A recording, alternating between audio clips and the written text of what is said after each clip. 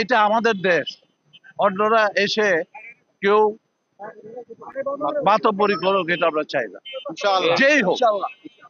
কিন্তু দুঃখের বিষয় হলো আমরা একটা বর্ডারে আছি, একটা বৃহৎ দেশ আছে, তারা আমাদের উন্নয়ন চায় না, তারা আমাদের দেশে স্টেবিলিটি চায় না, পলিটিক্যাল স্টেবিলিটি। পলিটিক্যাল স্টেবিলিটি না হলে অর্থনৈতিক স্টেবিলিটি আসবে না। যে আমাদের সীমান্ত, বিরাট সীমান্ত, সেই সীমান্ত কারা আছে?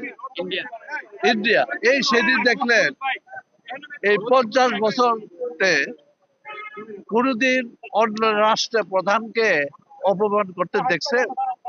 সেটা করেছে। আর সবচেয়ে বড় কথা হলো, যাদেরকে জনগণ সরিয়ে দিল, বিতাড়িত করলো, তাদের আশ্রয় দিয়ে অফিস খুলে কার বিরুদ্ধে করছে? আমাদের বিরুদ্ধে, সরকারের বিরুদ্ধে। কাজে এটা আমাদের জন্য পরম দুঃখজনক।